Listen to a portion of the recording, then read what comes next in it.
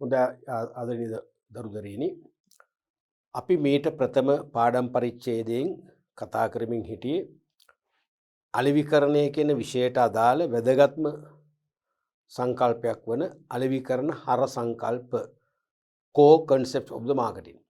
අලෙවිකරණ හර සංකල්ප. කියන්නේ අලෙවිකරණය ඇති වී සාර්ථකව සක්‍රියව ක්‍රියාත්මක වීමට බලපෑම් කරනු ලබන එකිනෙකට බැඳී ක්‍රියාත්මක වන මූලික සාධක සමූහයක් තමයි අපි හර සංකල්ප කියලා කිව්වේ.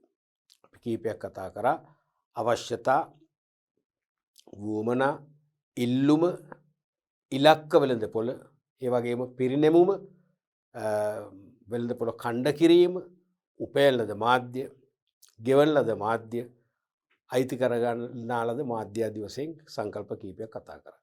අපි අද කතා කරන ඊළඟ වැදගත්ම හර සංකල්පය 12 වෙනි එක හැඟීම් හා නිරත වීම. හැඟීම් හා නිරත වීම. Impression and engagement. Impression and engagement. මේ හර සංකල්ප හොඳට මතක තියාගන්න. එක ප්‍රශ්නයක් හරි බොහෝ විට අහනවා මයි පේපර් එකේ. ගොඩක් කරලා මේ අහන්නේ අර එක්ක කෙටි නිශ්චිත ප්‍රශ්නයක් වශයෙන් නැත්නම් හිස්තන් පුරවන ප්‍රශ්න නැත්නම් බහුවර්ණ ප්‍රශ්නයක් වශයෙන් ගොඩක් වෙලාවට එනවා. ව්‍යුහගතයකෙත් එන්න පුළුවන් එනවා. ඇවිල්ලා තියෙනවා. ව්‍යුහගතයකට වඩා වැඩිපුර බර තබන්නේ වාස්තවික පේපර් එකේදී. ඒ නිසා අනිවාර්යයෙන් මේ සියලුම හර සංකල්ප පිළිබඳව අපි මතකයක් අවදි කරගන්න ඕනේ. මොකද්ද මුලින්ම හැඟීම් කියන්නේ? හැඟීම් නැත්නම් හැඟීම කමන්නේ එක්ක හැඟීම් කියතේ එක්ක හැඟීම දෙකම කමන්නේ.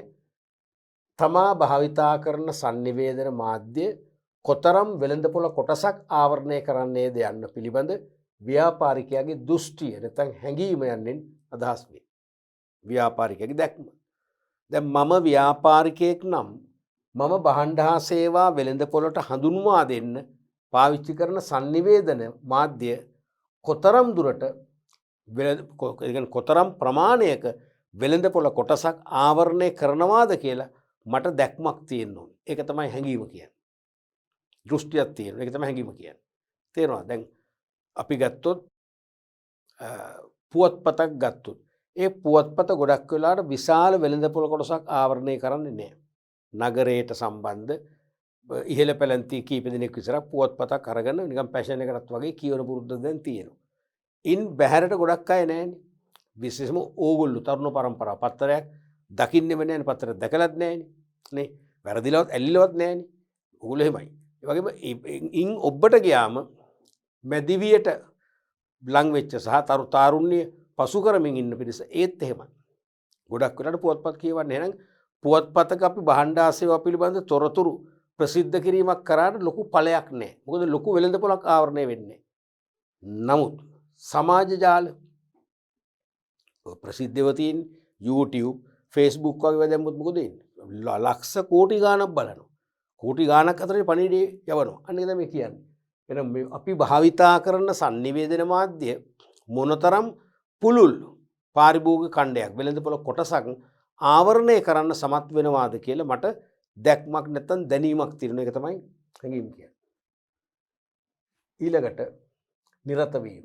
sannivedana මාධ්‍ය කෙරෙහි පාරිභෝගිකයා කොතරම් දුරට අවධානය යොමු කරන්නේද හා සක්‍රිය ලෙස සම්බන්ධ වන්නේද යන්න නිරත වීම ලෙස හැඳින්වේ. මේවා ටිකක් සංකල්ප වෙනස් සිංහල වචන තේරෙනවා දැන්. මේ අදහසට නිරත වීම නැතුව වෙන අදහසක් තිබුණා නම් මම නම් පෞද්ගලිකව කැමතියි. දැන් නිරත වීම කොහොමද දැන් මේක මැච් කරන්න හරි අමාරු ඕගොල්ලන්ට. sannivedana මාධ්‍ය කෙරෙහි පාරිභෝගිකයා කොතරම් දුරට අවධානය යොමු කරන්නේද හා සක්‍රිය ලෙස දායක වන්නේද යන්න තමයි නිරත වීම කියන්නේ. ඕකට ඔයිට වඩා පැහැදිලි ආකර්ෂණය දැම්මම මම කියන්නේ. ආකර්ෂණය කොඩ්ලර් උන්නහැට ආකර්ෂණය කළ දැම්මම උඩ අපි ලකුණු දෙනවා. නිරත වීම කොහොමද නිකන් ඒක ඈතයි වගේනේ. ආකර්ෂණය හරිනේ. දැන් sannivedana මාධ්‍ය කෙරෙහි පාරිභෝගිකයා කොතරම් දුරට අවධානය යොමු කරන්නද කියන්නේ මොකද? අන්න ආකර්ෂණය. ඒ ආකර්ෂණයම තමයි තිබෙන්නේ නිරත වීම කියලා කියන්නේ. තේරුණාද? දැන් උදාහරණයක් වශයෙන් අපි හිතමු පුවත්පතට වඩා සක්‍රිය ලෙස දායක වෙනවා, බලනවා, අවධානය යොමු කරනවා මොකද? රූපවාහිනිය. ඊට වඩා සක්‍රිය ලෙස බලනවා, අවධානය යොමු කරනවා, ක්‍රියාත්මක වෙනවා, ක්‍රියාකාරකම් කරනවා අන්තර්ජාලය ඔස්සේ. නැත්නම් සමාජ ජාල ඔස්සේ. YouTube ඒ වගේම Instagram ඒ වගේ තියෙනවනේ ඒවට වැඩි අවධානයක් යොමු කරනවනේ. අන්න ඒක තමයි මෙතන නිරතුරුවම කියන්නේ. මොකද අලිවිකරුවා දැනගන්න ඕනේ අපේ ඉලක්ක වෙළඳපොලේ පාරිභෝගික කණ්ඩායම් මොන වගේ sannivedana මාධ්‍යයන්ටද වැඩිපුර නැඹුරු වෙලා තියෙන්නේ. ඒ නැඹුරුව තමයි නිරතුරුවම කියන්නේ. මොකද මේ නැඹුරු වෙලා තියෙන්නේ මොන මාධ්‍යයටද? අපිත් භාණ්ඩ සේවා ප්‍රචාරණය කරන දැන්වීමක් එහෙම පළ කරනවා නම් පළ කළ යුත්තේ ඒ මාධ්‍යෙන්මයි. පැහැදිලිද? රයිට්. අපි ඊළඟට බලමු වටිනාකම වැලියු 13 වෙනි සංකල්පයේ වැලියු. මේක අපි මීට කලින් කතා වුණා. වටිනාකම මේ කියන්නේ පාරිභෝගිකයා කිසියම් නිෂ්පාදිතයක් කෙරෙහි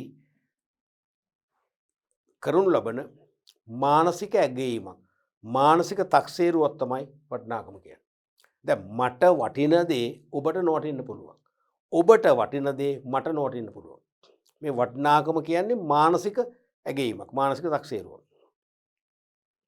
උදාහරණයක් වශයෙන් අපි හිතමු යම් කෙනෙක් යම් නිෂ්පාදිතයක ගුණත්වයට විශාල ඇල්මක් දක්වනවා. එයාට මිල කොච්චර නැග්ගත් කමක් නෑ. තේරුණාද? මම මේ ළඟදී මාළු ගන්න ගිය යම් තැනකට ගියාම ඉස්සෝ තියෙනවා කලෝමේ. ලොකු ඉස්සෝ තියෙන මේ සයිස් ඉස්සෝ. තේරුණාද? තියෙනවා පොඩි ඒ කියන්නේ මීඩියම් සයිස් එක, ලාර්ජ් සයිස් එක, ස්මෝල් තුනම තියෙනවා. ඉතින් කොහමද ලොකු ගාණක් ඒ ඉස්සෝලේක මට මතක නැහැ දැන් ගාන මම රුපියල් 1500 එහා පැත්තට 2000ක් වගේ කලෝමේ. අන්තිමට මහත්මයෙක් ඇවිල්ලා කියන වයසක මහත්මයෙක් කියනවා මේ අම්සලේ කොම් කලෝමේ සවුත් නුඹ මේ වගේ ලොකු ඉස්සෝක් තියෙන බෑ. අපෝ සර් එහෙම කියලා ලොකු ඉස්සෝකට රුපියල් 3500ක් වෙත් වෙයි කිලෝ එක. හරි. එහෙනම් තමුසුල් බුලද මට මේ ඔක්කොම තෝරලා දෙන්න මම 3500 ගාණ ගෙවන්නේ. ඉතින් එහෙම කරන්න බෑ නිසා අනිත් ඒවා කියන අන්න ඒකනේ කියන්නේ. එයා එතන සූදානම්. 3500 හරි ගෙවන්න සූදානම්. මොකද එයා බිලු ගුණත්වය. ප්‍රමාණය ඒ ඉස්සගේ කොලිටි එක හොඳ ගුණත්වය හොඳ වෙන ලොකු වෙන තේරුණාද? ඉතින් එතනදී එයා ඉහළ මිලක් ගෙවන්න සූදානම්. ඒතර එයාට ඒ ගුණ ඒ කියන්නේ එයාගේ එතන ගුණත්වයේ කියන එක පහළට ගියා. මොකද ඉස්ස පොඩි. ලොකුව තෝරලා දෙන්නේ. මිලදී ගත්තේ නේ. ඒ නිසා සමහර අය මේ නිෂ්පාදිතයක වටිනාකම කියලා තීරණය කරන්නේ ගුණත්වය. ගුණත්වයේ තිබේ නම් එයාට ඒක ලොකු වටිනාකමක් තියෙනවා කියලා තක්සේරුවක් දෙනවා. ලොකු නැත්නම් ගුණත්වයේ තිබේ නම් වටිනාකමට වැඩි බර තැබීමක් එයා කරනවා. රයිට්. මට මේක මෙච්චර වටිනවා. ගුණත්වය වටිනවා කියලා අපෝ එපා. මට නිකන් දුන්නොත් මං ගන්නෑ. වටිනාකමක් ඇත්තෙම නෑ කියන්නේ. එහෙමනේ. ඉතින් ඒ වගේ මේ වටිනාකම කියන එක මට ඉතා ඉහළ වටිනාකමක් ඇති දේ ඔබට ඊට අඩු වටිනාකමක් වෙන්න පුළුවන්. ඔබට අඩු වටිනාකමක් ඇති දේ මට වැඩි වටිනාකමක් වෙන්න පුළුවන්. මොකද හේතුව අපි මේ වටිනාකම තීරණය කරන පදනම් කරගෙන සාධක අනුව. ඔබ වටිනාකම තීරණය කරන්නේ ගුණත්වය අනුව නම් ඔබ කියනවා ගුණත්වයේ තිබෙන නිසා මේක මට මෙච්චරක් වටිනවා. ඉහළ වටිනාකමක් ඔබ අගයනවා. මම තීරණය කරන්නේ මම ගුණත්වයේ නෙවෙයි. මට ඕන සර්විස් එක. ගුණත්වයේ ප්‍රශ්නයක් නෑ. ඒ කියන්නේ මම බහණ්ඩේ මිලදී ගත්තට පස්සේ මට අඛණ්ඩව ඒ කියන්නේ මට වදයක් නොවෙන්න. මම ටෙලිෆෝන් කෝල්ස් ගහලා ගෙන්නගෙන AC ප්ලාන්ට් එකක් කියලා ඒකම සර්විස් කරගන්නවාට වඩා ඒගොල්ලෝ කතා කළ සර්විස් එක හරිය අපි කවද්ද දෙන්න පුළුවන් හෙට පුළුවන් අනිත් බුදු ඒ වගේ සර්විස් එක අපිට මතක් කරලා දෙනවා නම් මොනතර වටිනවද ඒක? ඒ සර්විස් කර බොහොම අමාරු නල්ලගන්න ටෙක්නීෂියන්ලා තේරෙනවද? අන්න එහෙනම් මම වටිනාකමට බර තබන්නේ මොකද්ද? අර සේවාව. තේරෙනවද? එහෙනම් ඔබ ගුණත්වයේ ඒක මොකද මම සේවාව අනුව කියන මේක වටිනවා කියලා. ඔබට සේවාවෙන් වැඩක් නැහැ ගුණත්වය බලන්න. ගුණත්වයේ මදි සේවාව ඔබ නොසලකා හරිනවා. එහෙනම් ඔබට වටින්නේ. ඒ වගේ පුද්ගලයාගෙන් පුද්ගලයාට මේ වටිනාකම වෙනස් වෙනවා. එහෙනම් පොදුවේ පාරිභෝගිකයෝ මූලික සාධක තුනක් පදනම් කරගෙන තමයි භාණ්ඩයක වටිනාකමට බර තබන්නේ. මොනවද? QSP. හරියට පොලිසිය ASP වගේ මතක තියාගන්න QSP. Quality, Service and Price. Quality, Service and Price. ගුණත්වය, සේවාව හා මිල. මෙන්න මේ සාධක තුන දිහා බලලා තමයි එක් පාරිභෝගිකයා මෙන්න මේ භාණ්ඩේ ගොඩක් වටිනවා. මේ භාණ්ඩේ තරම් වටින්නේ නැහැ. මේ භාණ්ඩේ කොහෙත්ම වටින්නේ නැහැ කියලා මූලික තක්සේරු තුනක් දෙනවනේ. ඒ තුන දෙන්නේ ඔන්න සාධක තුනත් එක්ක. ඕක විභාගයට නිතර ඇහුවා. ඉස්සරහටත් අහවි. හිස් තැන්පුර වලටත් ඇහුවා. භාණ්ඩයක ගුණත්වය. භාණ්ඩයක හිස්තනක්. නැත්නම් එකක් දෙන එක ගුණත්වය. දෙක හිස්තන තුන හිස්තන කියන්නේ දෙකට එන්නේ එතකොට සේවාව තුනට එන්නේ මිල. ඒ දෙක සම්පූර්ණ. අන්න ඒ අනුව පාරිභෝගිකයා කිසියම් නිෂ්පාදිතයක් සම්බන්ධයෙන් කරන මානසික ඇගේම තක්සේරුව හිස්තැනක් ලෙස ඇඳින්න. මොකද හිස්තැන වටිනාකම. එතකොට සාධක තුනෙන් එකක් තිබුණ ගුණත්වය, දෙවෙනි එක එහෙනම් සේවාව, තුන්වෙනි එක මිල. තේරෙනවද? එහෙනම් QSP කියන්නේ ඒක quality service and price. එහෙනම් අපි මෙහෙම ලියමු ගුණත්වය quality.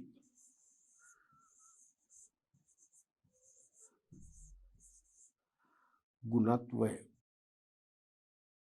QSP සේවාව හා මිල QSP quality service and price කියන එක. ගුණත්වය සේවාව හා මිල යන සාධක ඔස්සේ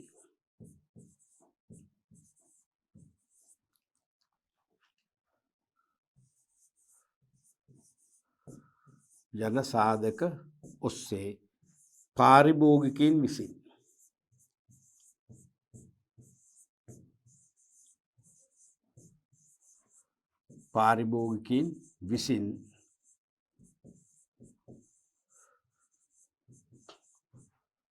භාණ්ඩ හා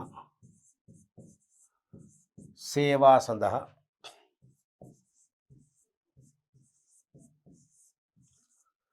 ලබා දෙන තක්සේරුව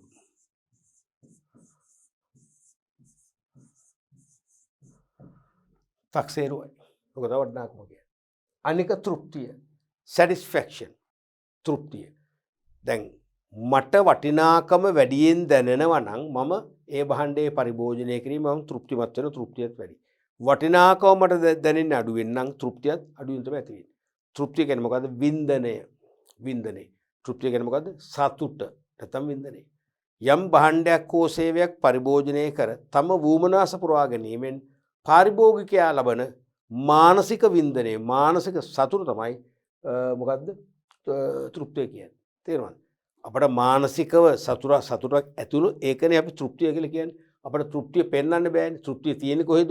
කොච්චර ඒක ලොකුයිද පොඩියිද කියලා ඒක පෙන්වන්න බෑනේ. ඒක මානසික සංකල්පයක්. තේරුණාද?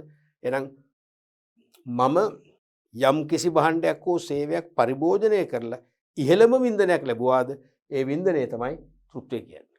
පැහැදිලිනේ? අපි පොඩ්ඩක් එක ලියමුනේ. රයිට්. එතකොට භාණ්ඩ හා සේවා නැත්නම් යම් නිමෙවුමක් නිෂ්පාදිතයක් නේ. භාණ්ඩ හා සේවා කියන පද දෙකට ආදාර තනි පොදු වචනේ මොකද්ද? නිමෙවුම නැත්නම් නිෂ්පාදිත. ඒ උදාහරණ ප්‍රොඩක්ට් කියන එක. භාණ්ඩ හා සේවා නැත්නම් නිෂ්පාදිත. භාණ්ඩ හා සේවා නැත්නම් නිෂ්පාදිත වරහන් ලියුවා. නිෂ්පාදිත සේවා පරිභෝජනයේ තුලින්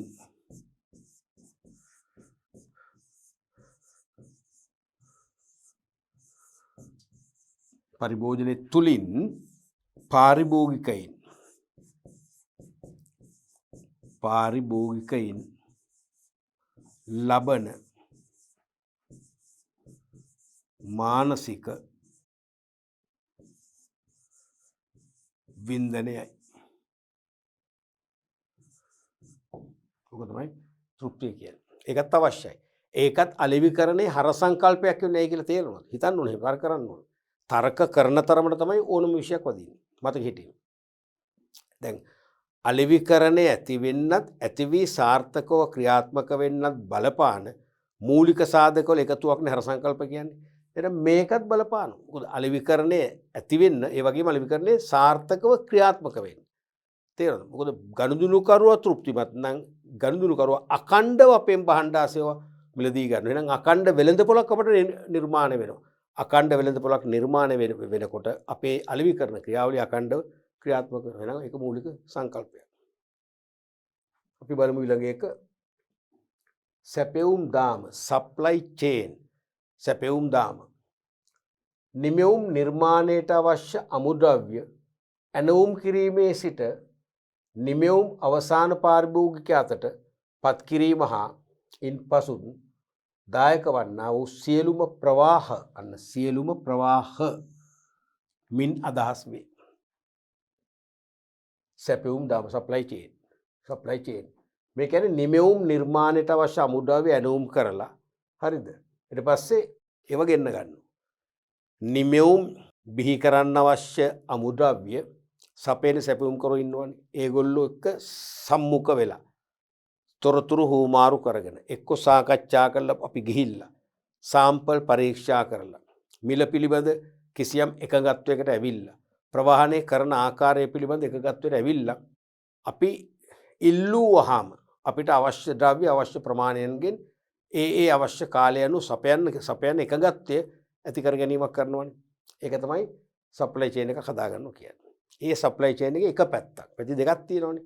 අනිත් එක අපි ඒ අමුද්‍රව්‍ය දාගෙන නිමි භාණ්ඩ නිෂ්පාදනය කරනවා. ඒ නිමි භාණ්ඩ අවසාන පාරිභෝගිකයාට පරිභෝජනය සඳහා පත් කිරීමට බෙදාහැරීමේ නියෝජිත තොග වෙළඳ වැනි වෙළඳ අතරමැදියන් එක්කලා අර වගේම කිවිසුම් වලට ලැබෙනවා. ඒ දෙකම තමයි සප්ලයි චේන් කියලා කියන්නේ. එහෙම සැපෙවුම් දාම ආරම්භයේදීම සකස් කරගත්ත මොකද්ද වාසිය අපට අමුද්‍රව්‍ය හිඟ වෙන්නේ නැහැ. නිෂ්පාදන කර හිටින්නේ අඛණ්ඩව පවත්වාගෙන යන්න පුළුවන්කම ලැබෙනවා. අඛණ්ඩව ඉල්ලුමට සැපෙවුම කරලා අපේ ගනුදෙනු කරුවන්ගේ විශ්වාසය තහවුරු කරගන්න පුළුවන්කම ලැබෙනවා. මේ භාණ්ඩේ වෙළඳ පොලේ තියෙන සුලභයි කියන විශ්වාසය සැහැල්ලු විශ්වාසය පාරිභෝගිකයන්ට තියෙනවා. මේ භාණ්ඩේ කොයි මොහොතේ නැතිවෙද්ද නැතුනොත් මාස ගානකට මාකටේ භාණ්ඩ නැහැ. එහෙම සැහැල්ලු මේවට කියන මොකද බර මානසිකත්වයේ නේ බර නැත්තම් ඍණාත්මක මානසිකත්වයක් ඇති වුණොත් එහෙම ඒ භාණ්ඩෙන් ඒ පාරිභෝගික ඈත් වෙන දවස් වැඩි ඈතක නොවේ. ඒ නිසා ව්‍යාපාරයේ පැවැත්මට අලෙවිකරණයේ පැවැත්මට මේ සප්ලයි චේන් එකත් වැදගත්. තේරුණාද? අවශ්‍ය අමුද්‍රව්‍ය මිලදී ගැනීමේ සිට අවසාන පාරිභෝගික අතර පත් කිරීම හා ඉන්පසු දක්වන්නා වූ සියලුම ප්‍රවාහ ඒ කියන්නේ අමුද්‍රව්‍ය ගෙන යන ක්‍රම ඔක්කොම සියලුම ප්‍රවාහ තමයි සප්ලයි චේන් කියන්නේ. ඊළඟට තරඟකාරීත්වය කම්පිටිෂන් පවතින හා විභව සමජාතීය නිෂ්පාදන සහ ආදේශකයන් මගින් ඇති කරනු ලබන බලපෑම තරඟකාරීත්වයේ ලෙස හඳුන්වයි. එය මට්ටම් 4කින් ක්‍රියාත්මක වේ. එක්ක පවතින නිෂ්පාදිත නැත්නම් විභව සමජාතීය නිෂ්පාදන. තේරෙනවද? එක්ක පවතින භාණ්ඩ නැත්නම් විභව සමජාතීය කියන්නේ දැන් මතු අනාගතේ මේහා සමාන තව භාණ්ඩ එන්න තියෙනවා.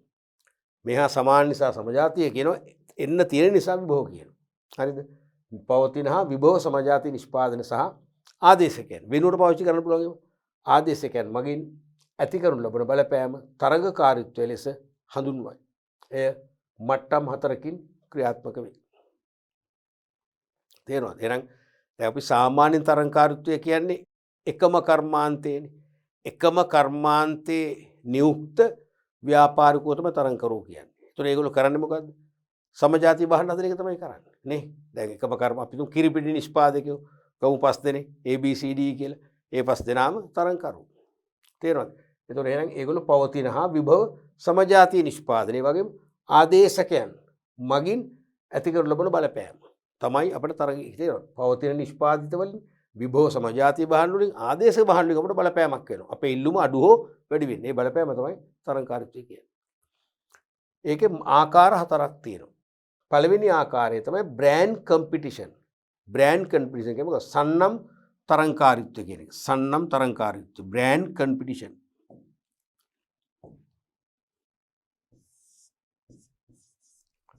සන්නම් තරඟය නැත්තම් බ්‍රෑන්ඩ් කම්පිටිෂන් සන්නම් තරඟය. ඒ කියන්නේ විවිධ සන්නම් සහිත සමජාතීය භාණ්ඩ අතර පවතින තරඟකාරීත්වය. සන්නම් විවිධයි. විවිධ සන්නම් එනමුදු සමජාතීය භාණ්ඩ. කාරණා දෙකයි. මේක පළවෙනි එක, මේක දෙවෙනි එක. විවිධ සන්නම් කියන්නේ සමජාතීය භාණ්ඩ භාණ්ඩ ඔක්කොම එකයි. හැබැයි සන්නම් ගොඩක් යටතේ ව්‍යාපාරිකෝ කීප දෙනෙක් ඒ භාණ්ඩ මාකට් එකට දානවා. එහෙනම් විවිධ සන්නම් සහිත සමජාතීය භාණ්ඩ අතර පවතින තරඟකාරීත්වයක් තියෙනවා. කිරිපිටි ගන්නකො ඇන්කර්, රත්ති, නෙස්ටමෝල්, හෝර්ලික්ස් ඔහොම තියෙන වර්ග කීපයක් තේරෙනවද? මේ අන්නේ වගේ අන්නේ සමජාතීයව ඒ කිරිපිටි නිෂ්පාදකව අතර තරගයක් තියෙනවා. මොකද ඒ බ්‍රෑන්ඩ් එක සම්බන්ධ. මම බලනවා මගේ බ්‍රෑන්ඩ් එක රත් වෙන රත්ති වැඩිපුර විකුණ ගන්න. ඔබේ බ්‍රෑන්ඩ් එක වැඩිපුර ඇන්කර් නම් ඔබ බලනවා ඇන්කර් වැඩිපුර විකුණ ගන්න. තේරෙනවද? අන්න ඒ වගේ විවිධ සන්නම් වුණාට භාණ්ඩ සමජාතිය භාණ්ඩ සමානයි. අන්නේ භාණ්ඩ සැපියුම් කරන අතර තරගයක් ඇති වෙනවා. තමන්ගේ භාණ්ඩ වැඩි කොටසක් වෙළඳපොලේ අලෙවි කරගන්න. ඒක තමයි සන්නම් තරගයට නැත්නම් සන්නම් තරගකාරීත්වය කියලා කියන්නේ. පැහැදිලිනේ? අපි ඊළඟට බලමු ඉන්ඩස්ට්‍රි කම්පිටිෂන්. ඉන්ඩස්ට්‍රි කම්පිටිෂන් කියන්නේ මොකද? කර්මාන්ත තරගය. කර්මාන්ත තරගය. කර්මාන්ත තරගය.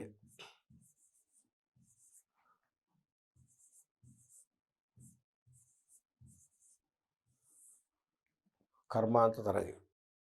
මේ කියන්නේ සමජාතීය භාණ්ඩ නිපදවන හා සපයන ආයතන අතර පවතින තරගය. තේරුණානේ? සමජාතීය භාණ්ඩ නිපදවන හා සපයන ආයතන. සමාන භාණ්ඩකින් බ්‍රෑන්ඩ් එක වෙනස් භාණ්ඩ සමානයි. අන්න ඒ අතර ඇති වෙන එක තමයි කර්මාන්ත තරගය කියන්නේ. උදාහරණයක් වශයෙන් IOC ඉන්දියන් ඔයිල් කම්පැනි කියන එක. IOC සමාගමට අයිති තෙල් අලිවිසැල් තියෙනවා. ඒ වගේම තෙල් සංස්ථාවට අයිති සිපෙට්කෝ කියලා කියන්නේ තෙල් අලිවිසැල් තියෙනවා. සිපෙට්කෝ මෙන්න මේ අතර තරගයක් තියෙනවා. IOC වලට අයත් ෆිලින් ස්ටේෂන්ස් පෙට්‍රල් ස්ටේෂන්ස් මගින් පෙරවුරු මගින් බලනවා තමන්ගෙන් වැඩිපුර තෙල් මිලදී ගන්න ඕනේ. තමන්ගේ තෙල් වැඩිපුර විකුණ ගන්න ඕන කියන තරගය තියෙනවා. තෙල් සංස්ථාවට අයිති පෙරවුම් මහල්වලක් තියෙනවා. තමන්ගේ සපයන තෙල් වැඩිපුර විකුණ ගන්න ඕන කියන හැඟීම තියෙනවා. ඒක තමයි කර්මාන්ත තරගය. එකම කර්මාන්තයේ නියුක්ත ව්‍යාපාරිකයන් අතර ඇතිවන තරගය. ඊළඟ එක තමයි ෆෝම් කම්පිටිෂන්. ෆෝම් ආකාර තරගය. Form competition. ඒ කියන්නේ එකම කර්මාන්තයක් තුළ පාරිභෝගික අවශ්‍යතා සපයන ආයතන අතර පවතින තරගය. එකම කර්මාන්තයක් තුළ පාරිභෝගික අවශ්‍යතා සහ වුවමනා සපයන ආයතන අතර පවතින තරගය. එක්තරා අන්දමක තරංකාරීත්වයක් තමයි ඕක. නමුත් මේක අපි කියන්නේ මොකද? ආකාර තරගය කියලා. ඇයි එම කියන්නේ? උදාහරණ වශයෙන් CTB බස් රථ තියෙනවා. පෞද්ගලික බස් රථ තියෙනවා. දෙගොල්ලොම සපයන්නේ මොකද? එකම සේවා. මගී ප්‍රවාහන සේවා. මගීන්ට ගමනාන්ත වෙත ගමන් කරන්න, යන්න එන්න, ආපසු එන්න ප්‍රවාහන සේවා සපයනවා. දෙගොල්ලොම. තේරුණාද? හැබැයි ඉතින් ඒක තේරුණා. ඒක එකම කර්මාන්තයේ පැති දෙකක්. ඒක තමයි ආකාර තරගය කියන්නේ.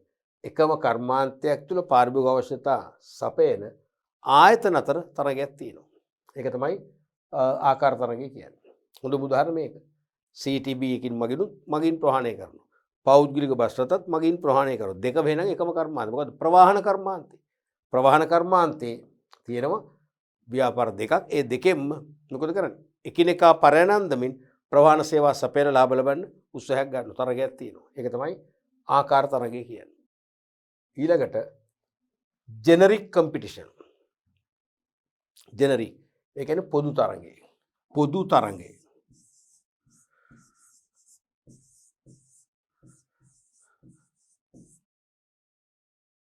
මොකද පොදු තරගය කියන්නේ? ගනුදෙනුකරුවන් සතු මුදල් තමන් වෙත උපයා ගැනීමට සියලු ව්‍යාපාර ආයතන අතර පවතින තරගයයි. තේරුණාද? දැන් ගනුදෙනුකරුවන් ළඟ තියෙන මුදල් තමන් වෙත අද්දවා ගන්න සෑම කර්මාන්තයකම සියලු ව්‍යාපාරිකයන් අතර පොදු තරගයක් තියෙනවා. දැන් එකම කර්මාන්තයේ තරගයක් අපිට පැහැදිලිනේ. තේරුණාද? දැන් ප්‍රවාහන කර්මාන්තය ගත්තොත් ප්‍රවාහන කර්මාන්තය තුල පෞද්ගලික බස් රථ සේවයේ තියෙනවා. CTB ලංගව බස් සේවයේ තියෙනවා. හරිද? ඒ දෙගොල්ලෝ අතර තරගයක් තියෙනවා. ලංගව බස් වලින් බලනවා වැඩිපුර ඒගොල්ලන් කරා මිනිසුන් ප්‍රවාහනය කළ ආදායම් උපද්දව ගන්න රජයට. එහෙම නැත්නම් පෞද්ගලික බස් රථ හිමියන්ගේ අදහසක් තියෙනවා. තමන්ගේ බස් රථ මගින් වැඩිපුර මගින් ප්‍රවාහනය කළ වැඩිම ආදායමක් ගන්න. ඒකතර ඒක ආකාර තරගය. ආකාර තරගය තේරුණා? ඒ කියන්නේ එකම කර්මාන්තයේ සමාන ව්‍යාපාර. නමුත් මේ කියන්නේ වෙනස්. මේ කියන්නේ හැම ව්‍යාපාරිකයෙක්ම උත්සාහ කරනවා තමන්ගේ භාණ්ඩ හා සේවාවල ස්තරම් භාවයේ පෙන්නලා ස්තරම් භාවයේ පිළිබඳ අවබෝධය දීලා තේරෙනවද? ඒ තමන්ගේ භාණ්ඩ හා සේවා වැඩිපුර විකුණා ගන්න උත්සාහයක් තියෙනවා. මිත්‍රයෝ තමයි මිත්‍රයෝ උනත්. තේරෙනවද? ඒක තමයි පොදු තරගය කියන්නේ. උදාහරණයක් වශයෙන් බලන්න පරිගණක, ගෘහ භාණ්ඩ, ඇඳුම්, විදුලි උපකරණ. මේවා එකිනෙකට වෙනස්නේ. පරිගණක, ගෘහ භාණ්ඩ, ඇඳුම්, විදුලි උපකරණ. කෙලින්ම ශ්‍රේෂ්ඨ හතරක්නේ ඍජු සම්බන්ධයක් නැහැ නේ. නමුත් පොදුවේ ව්‍යාපාරිකව බලනවා ගනුදෙනුකරුවගේ අතේ තියෙන මුදල් එක ව්‍යාපාරික බලන තමන්ගේ පරිගණක විකුණලා හරි ගන්න. අනිත් ව්‍යාපාරික බලනවා තමන්ගේ ළඟ තියෙන ඇඳුම් ටික විකුණලා ගන්න. තව කෙනෙක් බලනවා විදුලි උපකරණ විකුණලා ගන්න. තව කෙනෙක් බලනවා ගෘහ භාණ්ඩ මගින් ලබා ගන්න. තේරෙනවද? එතකොට මේකෙදි කොහොම වුණත් බලන්නේ හැම දිනාටම පොදු ඒකායන මතයයි තියෙන්නේ. දැන් බලන්න අවුරුදු කාලෙදී එක එක ව්‍යාපාර ප්‍රචාරණය කරනවානේ. විදුලි උපකරණ අලෙවි කරන ව්‍යාපාර මොකද කරන්නේ? ඒගොල්ලෝ ළඟ දුන්න 120ක් මිල අඩු කර අවුරුදු සේල් කියලා ඔන්න ඒ බලන ඒගොල්ලෝ ටික. දැන් සිංහල අවුරුද්දට විදුලි උපකරණයක් ඕනද? දැන් සාපේක්ෂව අපේ ගෙදර විදුලි උපකරණ තියෙනවා නම් ලුතෙන් ගන්න ඕනේ. ඒත් බලනවා එකක් විකුණ ගන්න. ගෘහ භාණ්ඩයක් කියන දැන් සිංහල අවුරුද්දට ඕන රෙදිනේ සාර පහන්නේ. ගෘහ භාණ්ඩයක් කෙනත් දෙනවා ඩිස්කවුන්ට් එක. සේල් එකක් දානවා. විකුණ ගන්න. තේරෙනවද? ඒ වගේ පරිගණක, ගෘහ භාණ්ඩ, ඇඳුම්, විදුලි උපකරණ ආදී විවිධ භාණ්ඩ හා සේවා නිපදවන සාලවිකරණ ව්‍යාපාර බලනවා තමන්ගේ භාණ්ඩ හෝ සේවා වලට ලොකු වෙළඳපොළක් අරගෙන ගනුදෙනුකරුට විකුණලා එයාගේ සල්ලි ටික තමන් වෙත ගන්න. ඕක තමයි පොදු තරගය කියන්නේ. ඕක තමයි පොදු තරගය කියන්නේ. දැන් අපි හිතනවානේ ගෘහ භාණ්ඩ නම් ගෘහ භාණ්ඩ නිෂ්පාදකයෝ දෙන්න අතර විතරයි කියලා නෑ. ඊට වෙනස් මේක ජෙනරික් කම්පිටිෂන් එක. ඒකෙදි වෙන්නේ ගෘහ භාණ්ඩ කෙනා විදුලි උපකරණ කෙනා එක තරම් කරනවා. විදුලි උපකරණ කෙනා ගෘහ භාණ්ඩ පරිගණක එකක් තරම් කරනවා. තේරුණාද? මොකද අපි යම් පාරිභෝගිකයෙක් ළඟ තියෙන සීමිත ආදාය රුපියල් 10,000යි තියෙන්නේ. එන ඒ 10,000න් එයා සමහරට ගෘහ භාණ්ඩයක් ගන්න හිතනවා වෙන්න පුළුවන්. නැත්නම් විදුලි උපකරණයක් ගන්න හිතනවා වෙන්න පුළුවන්. පරිගණකයක් ලැප්ටොප් එකක් ගන්න හිතනවා වෙන්න පුළුවන්. තේරුණාද? ඒ වුණත් එයාට ගන්න පුළුවන් වෙන්නේ මොකද්ද? ගන්න පුළුවන් වෙන්නේ එකයි. තේරෙනවද? එකයි ගන්න පුළුවන් වෙන්නේ. එහෙනම් අනිවාර්යයෙන්ම එතකොට එක්කෝ පරිගණක එක්කෝ ගෘහ භාණ්ඩ. එහෙනම් මේ දෙන්න සෑහෙන ෆයිට් කරනවා. මේ දෙන්න සෑහෙන ඩිස්කවුන්ට් දෙනවා. සේල් පවත්වලා උත්සාහ කරන මේ ගනුදෙනු කර ඇදලා ගන්න. කොහොමද එන්නේ? එක්කෙනා තමයි ජයග්‍රහණය කරන්නේ. ඒක තමයි පුදු තරගය. වගේ තරග හතක් තියෙනවා. මතකනේ දැන් එකක් සන්නම් තරගය. ඒ කියන්නේ අසමාන සන්නම් තුලින් තමන්ගේ භාණ්ඩ වලට වැඩිපුර අලෙවියක් ලබා ගන්න දරන උත්සාහය. අනිත් එක කර්මාන්ත තරගය. ඒ කියන්නේ සමජාතීය භාණ්ඩ නිපදවන ආයතන අතර එකම කර්මාන්තයෙන් යුක්ත ආයතන අතර ඇතිවන තරගය. උදාහරණයක් වශයෙන් IUC තෙල් සහ සිවිට්කෝ තෙල් අතර තරගය. අනිත් එක ආකාර තරගය. ඒ කියන්නේ එකම කර්මාන්තය ඇතුළ පාරිභෝගික අවශ්‍යතා සපයන ආයතන අතර පවතින තරගය. එකම කර්මාන්තයේ සමාන සේවා සපයන ආයතන. දැන් අපි ගත්තොත් ප්‍රවාහන සේවය ගත්තොත් ප්‍රවාහන සේවයක් තියෙනවා. බස් මගින් ප්‍රවාහනය කිරීම, තේරෙනවද? කාර් මගින්, වෑන් මගින් ආදී වශයෙන් තියෙන ඒ වගේ පෞද්ගලික බස් සේවයයි CTV බස් සේවය ගත්තොත් මොකක්ද ඒක අනිවාර්යයෙන්ම මොකක්ද ආකාර තරගයක් වෙනවා. අවසන් එක තමයි පොදු තරගය. ඒ කියන්නේ ව්‍යාපාරිකෝ බලනවා පාරිභෝගිකයන්ට තමන්ගේ භාණ්ඩ ආසේවා වැඩිපුර ලහිලහිය සපයලා දිනාගත හැකි වෙළඳපොළ නැත්නම් ලාභය දිනා ගන්න. ඒක තමයි පොදු තරගය කියන්නේ. පැහැදිලිනේ? රයිට්. අපි බලමු ඊළඟට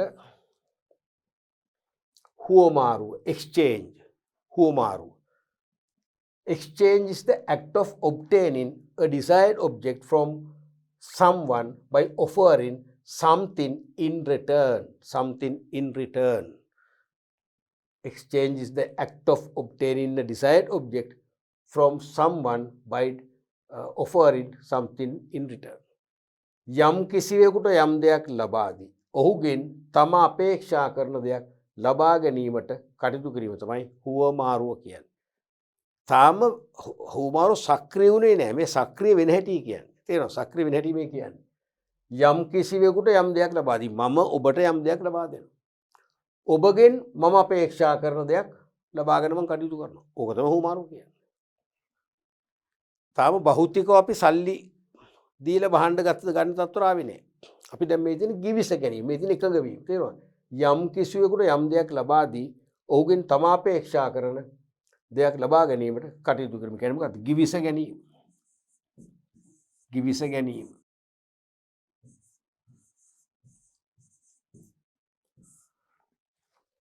මමත් ඔබත් අතර නම් මම ළඟ තියෙන මොන හරි අතිරික්ත භාණ්ඩයක් මම ඔබට දෙනවා. දීලා මම ඔබෙන් සල්ලි හරි මට අවශ්‍ය භාණ්ඩයක් කර තිබෙන මම ඒක ගන්නවා. ඔක තමයි හුමාරු කියන්නේ. ඒ ගන්න කෙනා තාම භෞතිකව ඇක්ටිව් උන්නේ ගන්න එක ගත්තටපත් වෙනවා. ඔක තමයි හුමාරු කියන්නේ. ඊට පස්සේ අපි මේක පස්සේ ලියමු මේ ටික. මේ තියෙන ගනුදෙනු transactions.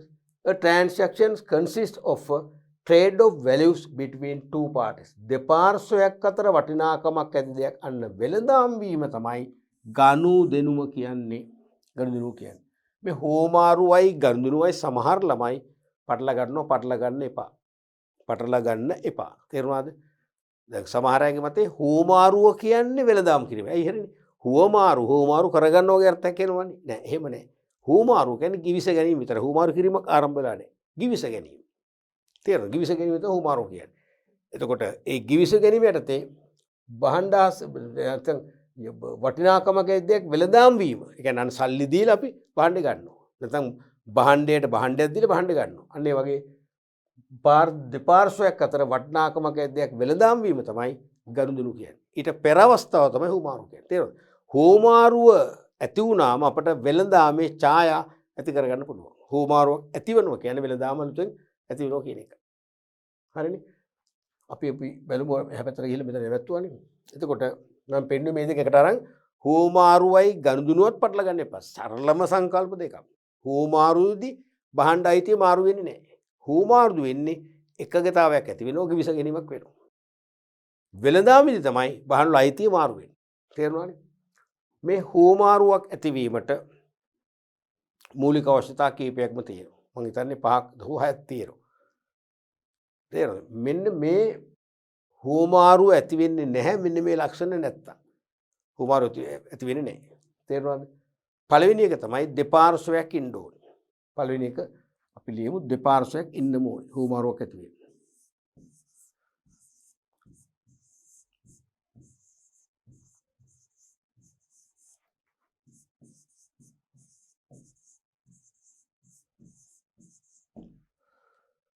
පැහැදිලිනේ? දැන් හෝමාරුවක් ඇතිවන්න දෙපක්ෂයක් ඉන්න එපේ.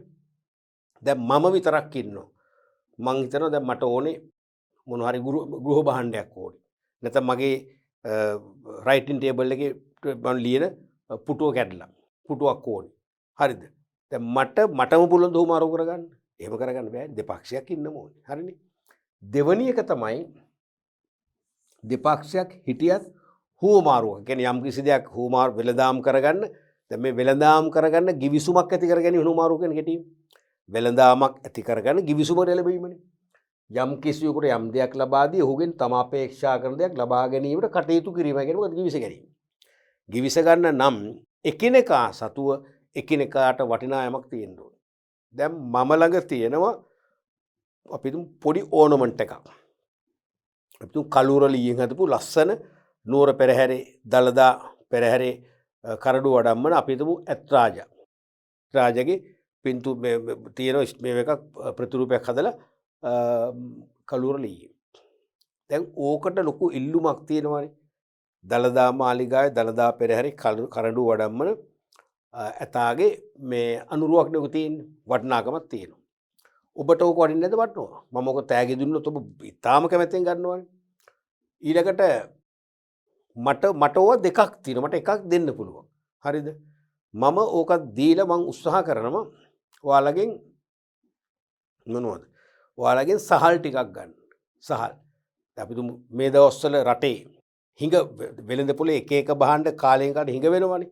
එක කාලෙක අපි තුමු රතු ලුණු හිඟ වෙනවා. එක කාලෙක සහල් එහෙමනේ ඕනම රටක 100ක් මාර්ථික බැලන්ස් වෙන්නේ නැහැනේ. ඒතර අපි තුමු මේ දවස්වල සහල් හිඟයක් තියෙනවා. මට ඕන සහල්. මං කියන මට හාල් මෙච්චරක් දෙනවා මම මේක දෙනවා කියලා. තේරෙනවද?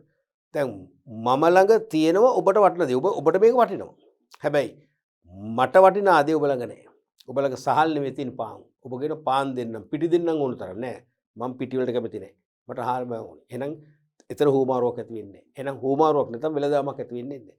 දෙපක්ෂයේ සතුව එකිනෙකාට වටිනාකමක් තියෙනවා. මම ළඟ තියෙන කළුවර අර ඇත්පැටව ඇත් අනුරුව ඔබට වටිනවා. හැබැයි ඔබ ළඟ තියෙන පාම් පිටි මට වටින්නේ මට ඕනේ සහල්. අඩුම ගන්න ඔබ ළඟ සල්ලි තිබුණා මුදල් තිබුණා ඒකත් මට වටිනවා. මුදල් දුන්නොත් මම මුදල් අරගෙන ගිහිල්ලා හාල් මිල දී ගන්නවා. අන්න මට මට වටිනා යමක් ඔබ ළඟ තිබිය යුතුයි. මට වටිනා යමක් ඔබ ළඟ තිබිය යුතුයි. ඔබට වටිනා යමක් මා ළඟ තිබිය යුතුයි. එහෙම වුණොත් තමයි හුවමාරු සාර්ථක වෙන්නේ. දෙවෙනි එක ලියන්න ඕනේ එකිනෙකා සතුව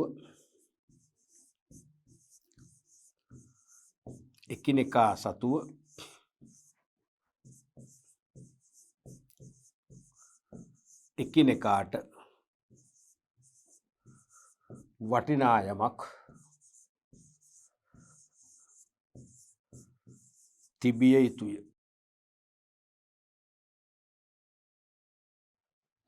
හරි දෙපක්ෂයක් ඉන්න ඕනේ එකිනෙකා සතුව එකිනෙකාට වටිනා යමක් තියෙන්නත් ඕනේ. මට වටිනා යමක් ඔබ ළඟ නැත්නම් මමත් ඔබත් අතර හුවමාරුවක් ඇති වෙන්නේ නැහැ. වෙලදාමක් ඇති වෙන්නේ නැහැ. එච්චරයි. තුන්වෙනි එක තමයි මේ හුවමාරුවට අදාළ තොරතුරු අදහස් හුවමාරු කරගත හැකි වෙන්න ඕනේ. තොරතුරු හුවමාරු කරගන්න නැත්නම් අපිට හුවමාරුවක් ඇති වෙන්නේ නැහැ. වෙලදාමක් ඇති වෙන්නේ නැහැ. ගනුදෙනුවක් ඇති වෙන්නේ නැහැ. තේරෙනවද? මොකද මට අවශ්‍ය ඔබ ළඟ තියෙන නිෂ්පාදනීය ස්වභාවය අහගන්න. බ්‍රෑන්ඩ් එක මොකක්ද? කොච්චර වටිනවද? ඒකේ අපි තුමු ස්වර්ණාභරණයක් කියලා ඒකේ තියෙන ගල් මැණික් ගල් ස්වභාවික මැණික් ගල්ද කෘත්‍රිමේවද? මට තොරතුරු දැනගන්න ඕනේ. එහෙනම් එකිනෙකාට තොරතුරු හුවමාරු කර ගැනීමේ අවකාශය තිබුණොත් තමයි හුවමාරුව කියන කිවිස ගැනීම එන්නේ. කිසියම් ප්‍රතිෂ්ඨාවකට භාණ්ඩ ආසේවා වෙළඳාම් කර ගැනීම කියන තැනට එන්න නම් අනිවාර්යයෙන්ම තොරතුරු හුවමාරු කරගන්න පුළුවන් වෙන්න ඕනේ. ඒතර ලියන්න ඕනේ දෙපක්ෂය අතර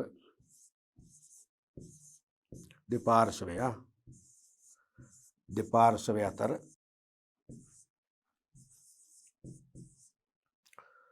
තොරතුරු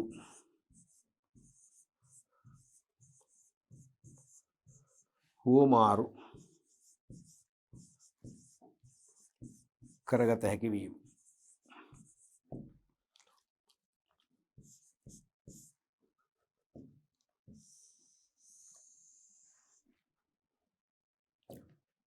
අපි බලමු හතරවෙනි එකත්. තුනක් කිව්වනේ.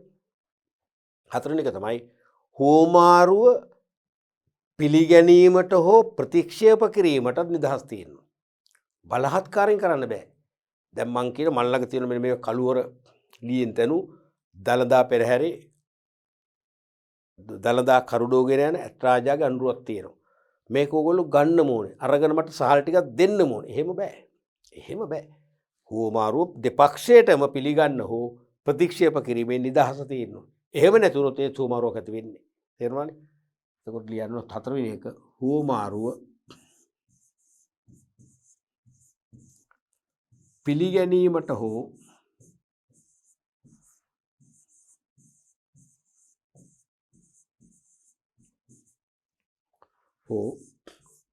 ප්‍රතික්ෂේප කිරීමට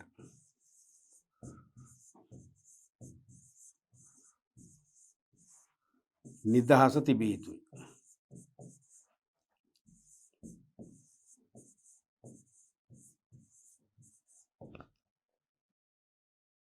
පැහැදිලිනේ? හුවමාරුව දෙපක්ෂෙටම ඕනනම් පිළිගන්නවා. ඕනනම් ප්‍රතික්ෂේප කිරීමක් කියවක් තියෙනවා. ඒකට තව එකක් තියෙනවා. පස්වෙනි එකකුත් තියෙනවා. මොකද්ද? ඒ තමයි මේ හුවමාරුවට සම්බන්ධ වන දෙපාර්ශවය අතරම එක මතයක් තියෙනවා. මොකද්ද මතය? එක මතයක් එක අදහස මොකද්ද? හුවමාරුවට ඊටාම යෝග්‍යතම පාර්ශවය බව. දැන් මමත් ඔබත් අතර නම් හුවමාරුව ඇති වෙන්නේ. හුවමාරුව කියන කිවිස ගැනීම ඇති වෙන්නේ මට විශ්වාසයක් තියෙන අන් අයට වඩා හුවමාරුවට යෝග්‍යම පාර්ශවය ඔබ බව. ඔබටත් ඒ මානසිකත්වම තියෙනවා. අන් අයට සාපේක්ෂව හුවමාරුවට මෙයා තමයි හොඳම කියන හැඟීම අපි දෙගොල්ලෝ තුළ තියෙනවා. එහෙම තිබුණොත් තමයි කිවිස ගැනීමක් වෙන්නේ හුවමාරුවක් වෙන්නේ. දැන් මට හිතෙනවා මට හම්බුනේ හොඳම කෙනානේ මේ මහා නීලකාස හොරෙක්. මෙයා මොන කෙන්ගෙඩියක් කරයිද දන්නේ මොනවා කලවම් කරයිද දන්නේ. එහෙම අවිශ්වාසයෙන් හුවමාරුවක් ඇති වෙන්න බෑ. තේරුණානේ? රයිට්. එහෙනම් අනිත් එක තමයි එකිනෙකා සතර හුවමාරුවට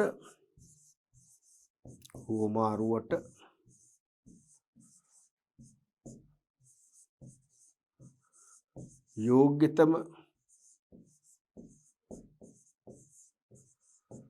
පුද්ගලයා බවට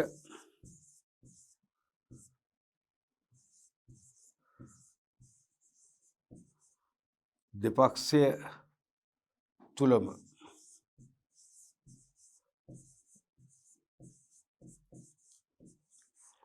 අදහසක් තිබිය යුතු.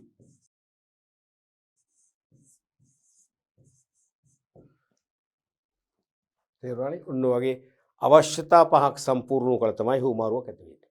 අපි බලමු ඊළඟ හර සංකල්ප මේකටම අනුබද්ධගෙන තියෙන දැන් ගනුදෙනු transactions. A transaction consists of a trade of values between two parties. දෙපාර්ශ්වයක් අතර වටිනාකමක් ඇති දෙයක් වෙළඳාම් වීම. අන්න දැන් තමයි වෙළඳාම් වෙන්නේ. ඉස්සෙල්ලක හුවමාරු දෙන කර හුවමාරු කරගන්න වගේ එකක් නෑ. හුවමාරුවක් කියන්නේ නෑ. පුතේ දැන් ඒක විශේෂයි කියලා. හරිද? හුවමාරුව කියන්නේ මතු පිටින් පෙන්න අර්ථ නෙවෙයි. හුවමාරුව කියන වචනේ මතු පිටින් පෙන්눔 කරන අර්ථ නෙවෙයි ඔක ඇතුළේ තියෙන්නේ. හරිද? හුවමාරු කියන්නේ විශේෂ ගැනීම. එහෙනම් දෙපාර්ශ්වයක් අතර වටිනාකමක් ඇති දෙයක් වෙළඳාම් කරගත්තොත් ඒක තමයි ගනුදෙනු කියන්නේ. අන්න වෙළඳාම් කරගන්නවා කියන්නේ එක්කෝ භාණ්ඩයට භාණ්ඩයක් නැත්නම් භාණ්ඩයට මුදල් හරි මාරු කර ගැනීම. ඒක තමයි ගනුදෙනු කියන්නේ. නම් ගනුදෙනු වලට පෙර අවස්ථාව තමයි හුවමාරු කියන්නේ. තේරුණාද? ඊළඟට සම්බන්ධතා 19 වන හර සංකල්පේ සම්බන්ධතා රිලේෂන්ස්. ගනුදෙනු කරුවන් සැපයුම් කරුවන් බෙදා හරින්නන් ආදී ව්‍යාපාරය කෙරෙහි උනන්දුවක් දක්වන පක්ෂ සමග ඇති කරගන්නා බැඳීම්ය. තේරුණානේ? අනිවාර්යයෙන්ම ව්‍යාපාරයක පැවැත්මටත් අලෙවිකරණයේ ආරම්භය සහ සක්‍රිය පැවැත්මටත් අනිවාර්යයෙන්ම මේ සම්බන්ධතා කියන කන්සෙප්ට් එකක් ඕනේ. ඒක නාමික එකක් නෙමෙයි ප්‍රැක්ටිකල් කන්සෙප්ට් එකක්. සම්බන්ධතා ගොඩනගා ගන්න පුළුවන් වෙන්නට ඕනේ. කවුද? ගනුදෙනුකරුව අංකයකට. මගේ ගනුදෙනුකරුව ඔබ නම් මට ඔබත් එක්ක අකණ්ඩව සම්බන්ධතා තියාගන්න පුළුවන් වෙන්න ඕනේ. එහෙම වුණොත් තමයි ඔබ මගේ වෙන්නේ. ඔබ මගේ වෙළඳ පොලේ ස්ථාවර බලකණුවක් වෙන්නේ එතකොටයි. තේරෙනවද? මගේ වෙළඳ පොල ගැන මට සැකයක් නැති වෙන්නේ එතකොටයි. අනිත් එක සැපයුම් කරුවෝ. සැපයුම් කරුවොත් මට අවශ්‍ය වෙලාවට අවශ්‍ය ද්‍රව්‍ය සපයන කල මගේ මෙහෙයුම් ක්‍රියාවලිය නිෂ්පාදන හෝ විකිණීමේ ක්‍රියාවලිය අකණ්ඩව පවත්වාගෙන යන්න හෙල්පයක් වෙනවා. උදව්වක් වෙනවා. අනික බෙදා හරින්න. මගේ නිමෙවුම් මම වෙනුවෙන් වෙළඳ පොලේ අලෙවි කර දීමේ කර්තව්‍ය බාරගත්ත බෙදා හරින්න. ආදී ව්‍යාපාරයේ කෙරෙහි උනන්දුවක් දක්වන පක්ෂ සමග ඇති කරගන්නා බැඳීම. මේ තුන් දෙනා විතරනේ තව තියෙනවා. ගනුදෙනු කරු, සැපයුම් කරු, බෙදා හරින්නන්, බැංකු කරු, අපි බැංකු ආයතන බැංකු කරු, තරවුකාර ආයතන, ෂෙයා මාකට් එක ෂෙයාස් විකුණ ගන්න, ඒ වගේ තියෙනවා. ඒ වගේ ආදී ව්‍යාපාරයේ කෙරෙහි උනන්දුවක් දක්වන පක්ෂ සමග ඇති කරගන්න බැඳීම්. ඒ බැඳීම් ගොඩක් වෙලාට දිගු කාලීන බැඳීම්. මෙකී පාර්ශ්ව අතර දිගු කාලීන තෘප්තිමත් හා ලාභදායී සම්බන්ධතා ගොඩනැගවීම සම්බන්ධතා අලෙවිකරණය ලෙස හඳුන්වන්නේ. ඒක තව කන්සෙප්ට් එකක් කියනවා. ඒක සම්බන්ධතා අලෙවිකරණය කියලා. තේරෙනවද? මේකේ හර සංකල්පයේ සම්බන්ධතා ඒක තුලින් මතුවන ඊළඟ කන්සෙප්ට් එක තමයි සම්බන්ධතා අලෙවිකරණය. හරිද? මෙකී පාර්ශ්ව අතර දිගු කාලීන ඒ වගේ තෘප්තිමත් වඩා සතුටුදායක හා ලාභදායී අපිට ලාභ උපයන්න පුළුවන් ලාභදායී සම්බන්ධතා ගොඩනගෙනවා නම් අන්නේ සම්බන්ධතා ගොඩනැගීම තමයි සම්බන්ධතා අලෙවිකරණය කියන්නේ. නැත්නම් ගනුදෙනු කරුවෝ, සැපයුම් කරුවෝ, බෙදාහැරීම නියෝජිතෝ ආදී පාර්ශ්ව සමග දිගු කාලීන හා තෘප්තිමත් හා ලාභදායී සම්බන්ධතා ගොඩනගා ගන්න බලන්න ඕනේ. ඒක තමයි සම්බන්ධතා අලෙවිකරණය කියන්නේ. මොකද සම්බන්ධතා අලෙවිකරණයෙන් ගොඩක් අයගේ ආශිර්වාද අපිට ලැබෙනවා. සහයෝගය ලැබෙනවා. අපිව තනි කරන්නේ නැහැ, හුදකලා කරන්නේ නැහැ. අපිත් එක්ක මේකට යනවා. ඒක තමයි අත්‍යවශ්‍ය වෙන්නේ. එමුණු තමයි ව්‍යාපාර පවතින අලෙවිකරණය පවතින්නේ. අපි බලමු ඊළඟ හර සංකල්පයේ අලෙවිකරණ පරිසරය. අලෙවිකරණ උපාය මාර්ග හා අලෙවිකරණ හැකියාවන්ට බලපෑම් කරනු ලබන සාධක හා බලවේගයන්ය. අලෙවිකරණ පරිසරය කියන්නේ මුතු දෙයක් නෙවෙයි එන්වයරන්මන්ට් එක. අලෙවිකරණ උපාය මාර්ග හා අලෙවිකරණ හැකියාවන්ට බලපෑම් කරනු ලබන සාධක හා බලවේගයන්ය. අලෙවිකරණ උපාය මාර්ග අලෙවිකරණ හැකියාවන් තියෙන ව්‍යාපාරිකයෙක්. අන්න ඒවට බලපෑම් කරනු ලබන සාධක සමූහයක් තමයි මේක අදහස් කරන්නේ. ඒක ප්‍රධාන කාණ්ඩ දෙකයි. එකක් තමයි කාර්ය පරිසරය, ටාස්ක් එන්වයරන්මන්ට්. දැන් පරිසරයෙන් අපට බලපෑමක් වෙනවනේ. අපාවට පරිසරය අපාවට ඇති සමස්ත වටපිටාව තමයි පරිසරය කියන්නේ. මතකයිනේ. දැන් ඔබ පාසල් යන්න ලැහැස්ති වෙන්නේ උදේ 7ට නම් 7යි 10ට නම් පිට වෙන්නේ ඉතින් අල්ලපුවත්නේ පාසල තියෙන්නේ දුරින් ගන්න නැහැ නේ දැන් තේරුණාද?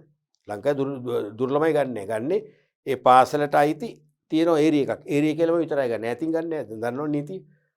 එතකොට ඔබට එහෙනම් 4 ලෑස්ති වුණාම 7යි කාලට ගියත් අල්ලපුවත් ඉස්කෝලේ තියෙනවා.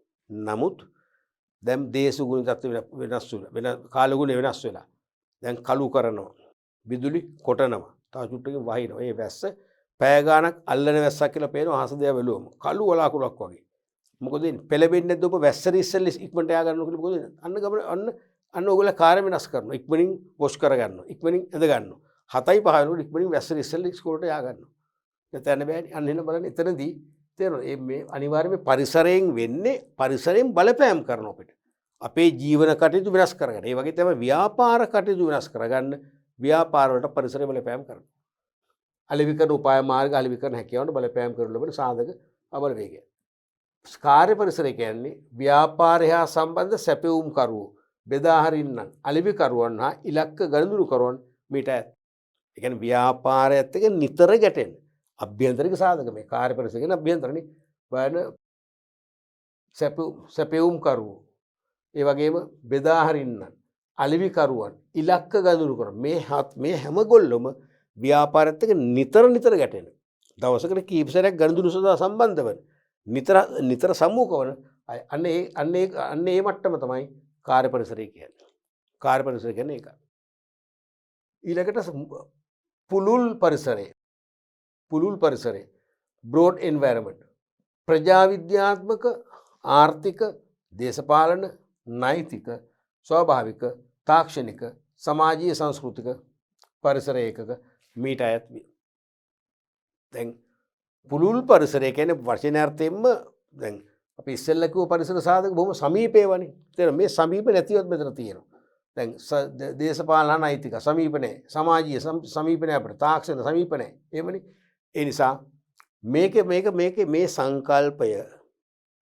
සංකල්පය ඊටාම පුළුල්.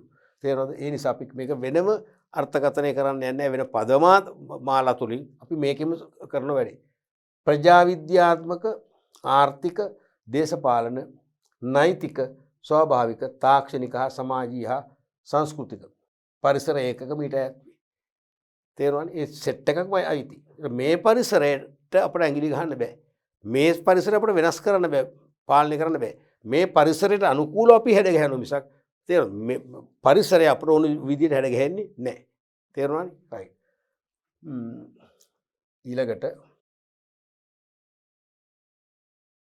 එතකොට දරුවෝ අපි ඉස්සෙල්ලා කතා කරපු අර හර සංකල්ප ගැන නැවත නැවත මෙනෙහි කරන්න. මොකද ඒකෙන් විභාගයට අනිවාර්යෙන් ප්‍රශ්න එකක් අවම අහනවාමයි. සහ ඇහුවෙන්නේ නැතත් ඒ හර සංකල්ප පදනම් කරගන්න අපිට පිළිතුරු ලියන්න වෙනවා.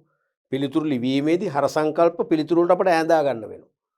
තේරෙනවද? සයිඩ් ආන්සර්ස් වශයෙන්. ඒක අපි ප්‍රශ්න සාකච්ඡා කරද්දී මම පැහැදිලි කරන්නම්. කොහොමරි අතිශය වැදගත් කොටසේ කතා කරේ ඒක හොඳට තේරුම් ගන්න ඕනේ.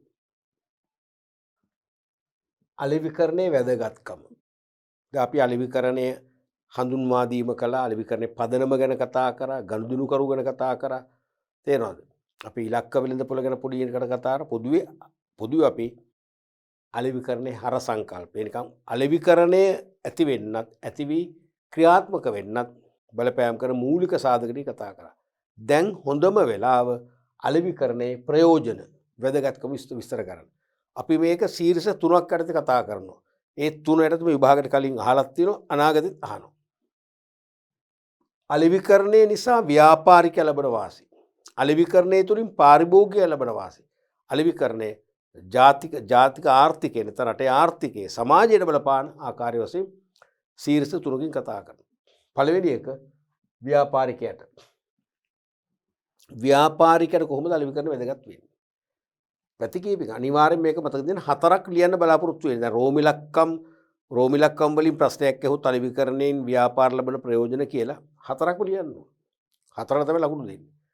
රෝම ඉලක්කමක අයන්න හරි ආ කොටස හරි නම් අනිවාර්යයෙන් 2යි අහන්නේ 2යි ලියන්න ඕනේ.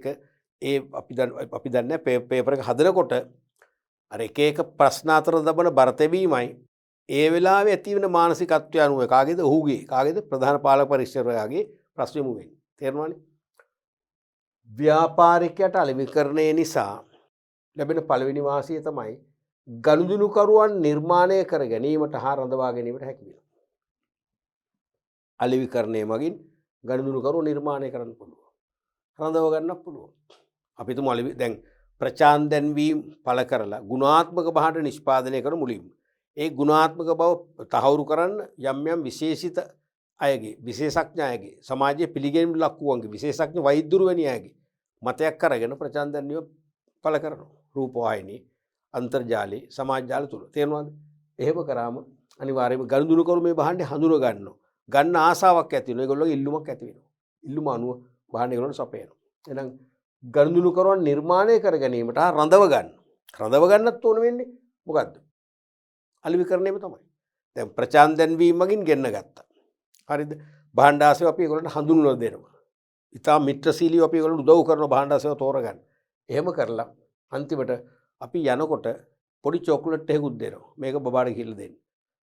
එහෙම නැත්නම් තවත් එහා සමාන අපි හිතමු අපි මුදල් මදිකම නිසා අපි අත්‍යවශ්‍යයි. හරි ආසයෙන් අපි ඇඳුම දිහා බැලුවා. ඒ භාණ්ඩේ දිහා බැලුවා. අපි අතපත ගෑවා. අපිට හරි ලෝභය දාලා යන්නේ. හැබැයි සල්ලිත් නැහැ. සල්ලිත් මදි. සල්ලිත් මදිනේ මොකද කරන්නේ? ඒගොල්ලෝ කියනවා රයිට් කිසි ප්‍රශ්නයක් නැහැ ගෙනියන්න කැමති කාලෙක සල්ලි ගෙනත් දෙන්න. අපිට සර්ලා ජෙනියුන් කියලා තේරෙනවා. ඒකම මොකද වෙන්නේ? අන්න ඒකම රඳව ගැනීම හැකියාව. ඒ වගේ ගනුදෙනුකරුවෝ ගෙන්න ගත්ත අය රඳව ගන්න දෙකටම අලෙවිකරණයෙන් ලොකු තල්ලුවක් එනවා. දෙවෙනි එක අඛණ්ඩව ලාභ උපයන තත්වයක් උදා කර ගන්න පුළුවන්. අලෙවිකරණය හරියට ක්‍රියාත්මක කරාම අපි තව ඉස්සරහට කතා කරනවා අලෙවිකරණ සම්පාතය කියලා. අලෙවිකරණයේ ප්‍රධානම ආයුධය T56 වගේ ආයුධයක් එක. ඒ ආයුධයේ මෙවලම මගින් අඛණ්ඩව ලාභ උපයන තත්වයක් ව්‍යාපාරට උදා කර ගන්න පුළුවන්. සමහර රටවල කෙරෙන්නේ නැහැ. අපේ රටේ කරනවනේ. තේරෙනවද? ඊළඟට ව්‍යාපාරයේ සාර්ථකත්වය අත්කර ගනිමින් පවත්වාගෙන යා හැකියි. අනිවාර්යයෙන්ම අලෙවිකරණයේ දියත් කරන ව්‍යාපාරිකයා තමයි සාර්ථකත්වයට පත් වෙන්නේ. තේරුණාද? සාර්ථකත්වය අත්කර ගනිමින් පවත්වාගෙන යන්න බැරි වෙනවා අලෙවිකරණයේ දියත් නොකර කෙනා. දැන් පුංචි උදාහරණ බලන්න දැන් මට තියෙන ළඟම උදාහරණයක්. දැන් මගේ නිවස ළඟ ඉන්න පුංචි ව්‍යාපාරිකයෝ. තුන්දෙනෙක් මතක් වෙනවා දැන්. එක්කෙනෙක් ටිකක් පණ්ඩිතයි. එයා පුටුවට වාඩිලා ඉන්නවා මහත්මයා වගේ. තේරෙනවද? කස්ටමර්ස්ලා ආවට තරම් ගණන් ගන්නෑ. හෙල්ප්ෆුල් නේ. මොනවාර ඇහුවත් ඔය තියෙනවා. ගිහලා බලන්න මේ රැකිය තියෙනවා. ඒ රැකියෙන් බලලා ගන්න. එයා නැගිටලා යන්නේ. දැන් තව එක්කෙනෙක් ඉන්නවා. එයා හරිම ලෙන්ගතුයි. යමානේ එන්න සර් එන්න. ඒක කතා කරලා කාලෙට පස්සේ මොකද දැකේ නැති ගමේ ගියාද? විවිධ ප්‍රශ්න අහලා හරි ලෙන්ගතු බව පෙන්නනවා. ලෙන්ගතු නෑ. නමුත් මේ මාව පෙන්නනවා. තේරෙනවද? පෙන්නලා අන්තිමට එයා බොහොම උනන්දුවෙන් අපි කියනවා ඔව් තියෙනවා. තියෙන්නේ අර රිසයින්ස් මම ගෙනත් දෙන්න. මට ඇවිදින්න තපේ කියනවා. ටක් ගාලා ගෙනත් දෙනවා. සර්විස් එක දෙනවා. මොකද වෙන්නේ?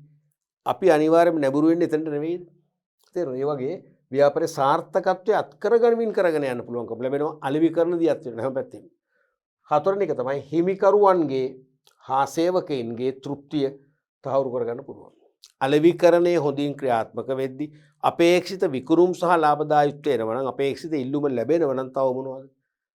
තේරෙනවද? අනිවාර්යයෙන් රටේ සමස්ත පුරවැසියන්ට මේ පීඩනේ නැත්නම් අනිවාර්යෙන් බොහෝ දේ කරන්න පුළුවන් මීට වඩා වෙනස් ආකාරයකින්. තේරෙනවද? හිමිකරුවන්ගේ සේවකයින්ගේ තෘප්තිය. හිමිකරුවන් වශයෙන් මට තෘප්තියක් නැත්තම් ව්‍යාපාරය කරලා මට ඒ ව්‍යාපාරය රැඳෙන්න බෑ. සේවකයන්ටත් සතුරක් නැත්තම් ඒ සේවකුත් ඒ ව්‍යාපාරය රැඳෙන්නේ නැහැ. රැඳෙන්නේ නැහැ කියන්නේ ව්‍යාපාරය අසාර්ථකයි. තේරෙනවද? එහෙමනම් හිමිකරුවන්ගේ සහ සේවකයන්ගේ තෘප්තිය තහවුරු කරගන්න පුළුවන් එකම මඟ මොකද්ද? නිවන් මඟ නෙවෙයි අලෙවිකරණ හැරෙන්න දියත් කිරීම. අලෙවිකරණේ දියත් කිරීම. එහෙනම් අලෙවිකරණේ නිසියාකාරව පවත්වාගෙන යාමෙන් හිමිකරුවන්ට සතුරු විය හැකි ලාභදායීත්වයක් ලැබෙනවා. සේවකයින්ටත් අනිවාර්යෙන් ප්‍රතිලාභ වැඩි වෙනවා. ඒගොල්ලෝ සතුරු වෙනවා. දෙගොල්ලොම උනන්දුවෙන් කැපලා වැඩ කරනකොට මොකද වෙන්නේ? අනිවාර්යයෙන් අනිත් පැත්ත වෙන්නේ මොකද? ප්‍රසාරණය වෙනවා.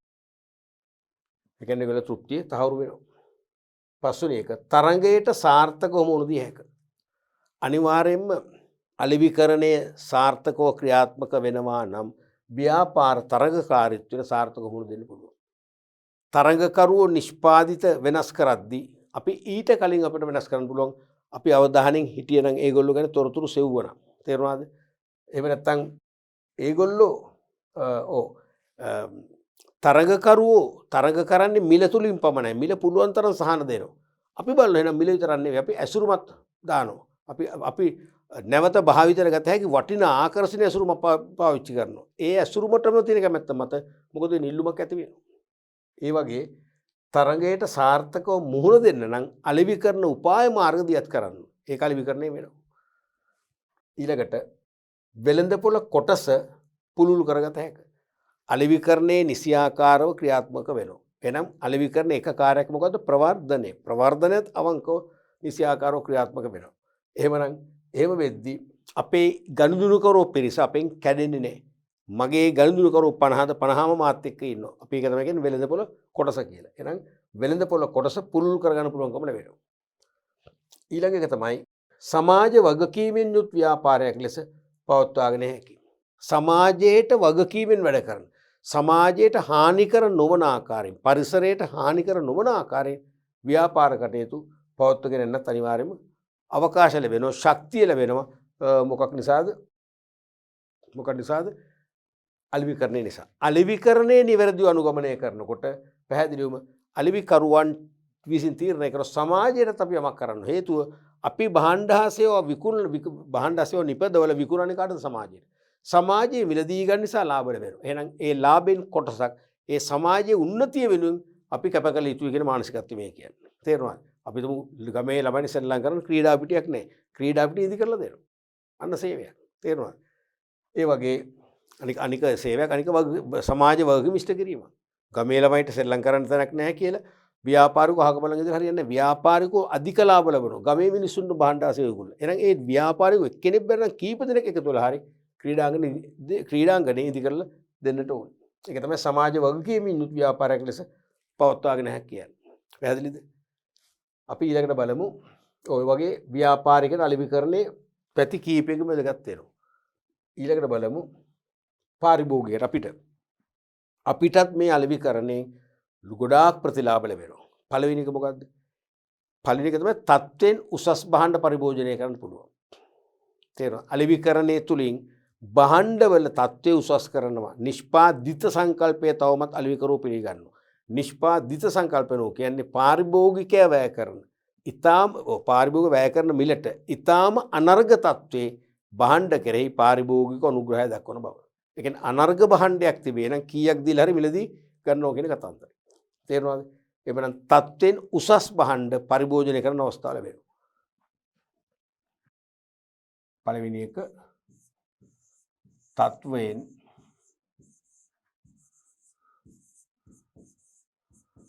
උසස් භාණ්ඩ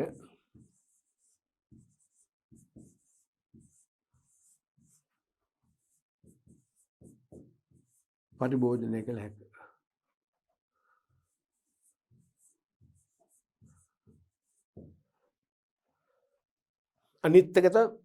අනිත් එක තමයි වෙළඳ පොලේ භාණ්ඩ සුලභ වෙනවා.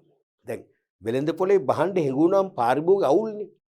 දැන් ඇතැම් කාලවල ලෝක හැම රටකම වෙනවා වගේ අපේ රටෙත් භාණ්ඩ හිඟ වෙනවනේ.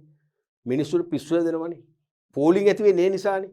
මිනිස්සු කලබලුන් නැත්නම් සමහර පෝලිමක් ඕනෙම නැහැ. මේ භාණ්ඩ යම් ප්‍රමාණයක් අපි දුන්න සහල් කිලෝ 10ක් 15ක් අපි ළඟ තියෙනවා. තියෙද්දිත් අපි පෝලිමේ ගිහිල්ලා ඉන්නවා. පෝලිමේ හිටියේ නැත්නම් අර සහල් නැති කෙනාට මිලදී ගන්න අවස්ථාව ලැබෙන ඉක්මනින්ම මෙන්න දෙවන ලොට්ටයක් එනවා. එහෙම නෑ. එහෙම හිතන්නේ නෑනේ. ඒ නිසා අනිවාර්යයෙන්ම අපිට වෙළඳ පොලේ භාණ්ඩ සුලභ වෙන්න ඕනේ. සුලභව තියෙන දැක්කම කිසි කලබලයක් නෑ. මිනිස්සු ඒ භාණ්ඩෙම ගන්නවා. වෙළඳ පොලේ භාණ්ඩ සුලභ නැත්තම් නිතර ඒ බ්‍රෑන්ඩ් එක එන්නේ නැත්තම් අපි ඒක ගන්න කැමති වෙන්නේ නෑ. දැන් ડોක්ටර් කෙනෙක් අපේ ප්‍රෙස්ක්‍රිප්ෂන් එක ලියලා දුන්නම ෆාමසි කීපයකම කියන මේ බෙහෙත නැහැ. දැන් මේ කම්පැනි එක ගහන්නේ මේකට ආසන්න බෙහෙතක් තියෙන කමක් නැද්ද? ඊට පස්සේ අපි ડોක්ටර්ගෙන් අහන්නේ. ડોක්ටර් නිර්දේශ කරොත් ගන්නව නැත්තම් ගන්නෙ නෑ. තේරුණාද? ඒ වගේ වෙළඳ පොලේ සුලභ නැත්තම් දැන් ඒ බෙහෙත සුලභ නැත්නම් ડોක්ටර් කෙනෙක් කියනකම් අපි ඊළඟ ආදේශක බෙහෙතට යන්නේ නෑ. සුලභ වෙන්න ඕන. තේරුණාද? වෙළඳ පොලේ සුලභ වීමම අපිට වාසියක්. අපිට බිය සැක නැතුව අනවශ්‍ය තොග රැස් කරන්නේ නැතුව මුදල් හිර කරගන්න නැතුව වැඩේ කරගන්න පුළුවන්. එහෙනම් දෙවෙනි එක තමයි වෙළඳ පොළ තුල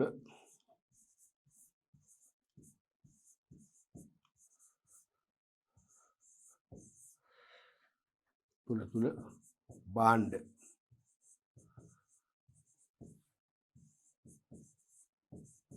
හා සේවා සුලභ වීම. දොරපළ ගන්න ලේසි. අවශ්‍ය වෙලාවට ගන්න පුළුවන්. සුලභ වෙයි. තුන්වෙනි එක තමයි අපිට දැනුවත්කමක් ලැබෙනවා. අලෙවිකරණය වගේ අපි දැනුවත් කරනවා. ප්‍රචාර දැන්වීම වගේ දැනුවත් කරනවා. පෞද්ගලික අලෙවිය ගෙන්ගෙට හඳුන්වලා දෙන්නේ ඒගොල්ලෝ අපි ගොඩාක් දැනුවත් කරනවා. එහෙනම් අපි කිසියම් නිෂ්පාදිතයක් පිළිබඳ අපි වැරදි මත ඇතුළු අපි ඒක අයින් කරගත්තා. කිසියම් නිෂ්පාදිතයක් සැඟවිලා තිබුණේ. গুপ্ত නිමවුමක් වශයෙන් අපි දැනගත්තේ අද. අනේ වගේ වෙළඳපොළ පිළිබඳ වෙළඳපොළ සහ වෙළඳපොළ නිමවුම් පිළිබඳ හොඳ පූර්ණ අවධානයක් නැත්නම් පූර්ණ දැනුමක් ලබන්න අපට අවස්ථාව ලැබෙනවා අලෙවිකරණය මගින්. තුන්වෙනි එක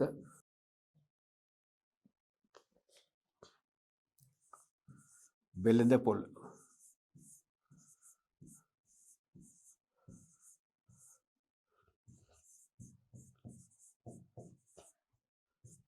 ක්‍රියාකාරීත්වය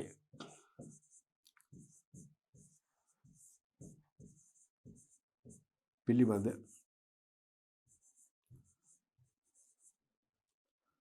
දැනුමක් ලබාගත හැකි වීම.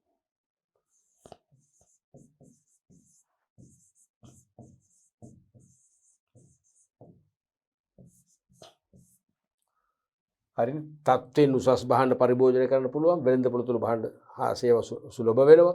වෙළඳපොළ ක්‍රියාකාරීත්වය පිළිබඳ දැනුමක් ලබා ගන්න පුළුවන්කම ලැබෙනවා. එhmenan මේ සියල්ලම වෙන ඵලය මොකක්ද? පාරිභෝගිකය වැය කරන මිලට උපරිම තෘප්තිය ලබා ගන්න පුළුවන්. අපි හතරවෙනි එකත් බලමු. දැන් සෑම පාරිභෝගිකයෙක්ම කැමති තමන්ගේ සෞඛ්‍ය තත්ත්වය ආරක්ෂා කරගන්න. තත්ත්වයෙන් බාල භාණ්ඩ පරිභෝජනය කරලා ලෙඩ වෙන්න කැමති නෑනේ. ශරීර අංග අහිමි කරගන්න කැමති නෑනේ. තේරෙනවද? ඒ නිසා හැම කෙනෙම උත්සාහ කරනවා සෞඛ්‍ය ආරක්ෂිත නිමෙවුම්. සෞඛ්‍ය ආරක්ෂිත නිමෙවුම් බිහි කරන්න අලෙවිකරණයේ මහඟු දායකත්වයෙන් ලබා දෙනවා. මඟ පෙන්වීම කරනවා. ඒ නිසා සෞඛ්‍ය ආරක්ෂිත නිමෙවුම් මාකට් එකට එනවා. අපි ඒව පරිභෝජනය කරලා අපේ සෞඛ්‍ය තත්ත්වය ආරක්ෂා කරගන්න පුළුවන්කම ලැබෙන්නේ අලෙවිකරණයේ නිසායි. මෙහෙම ලියන්න. පාරිභෝගික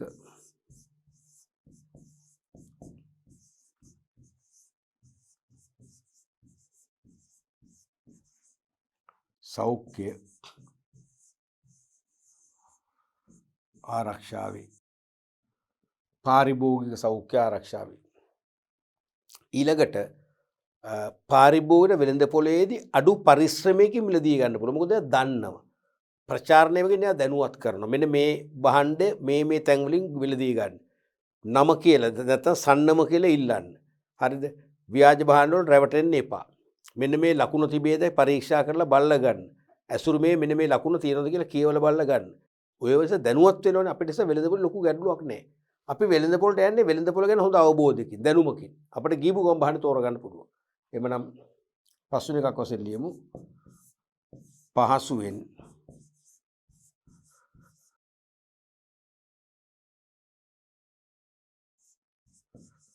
භාණ්ඩ තෝරාගත හැකි වේ.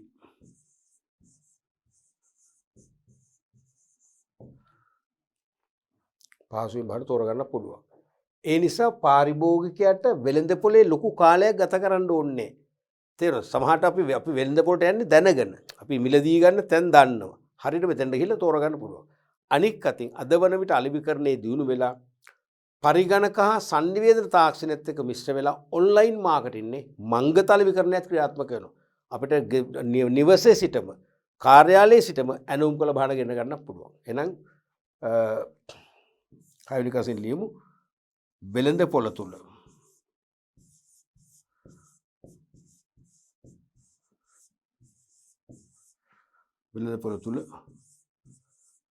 ගත කරන කාලය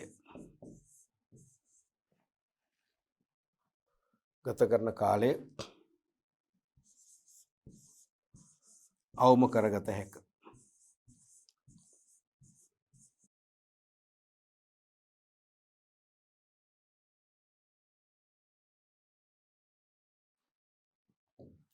අවම කරගන්න පුළුවන්.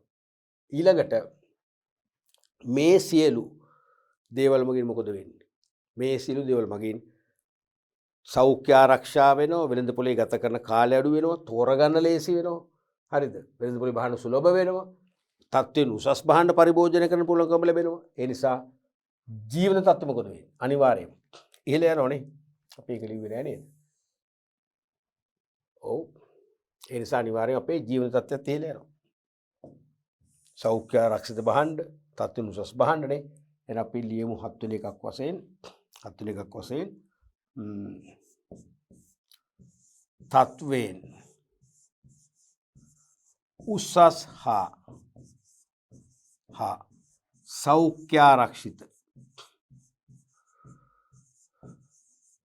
සෞඛ්‍යාරක්ෂිත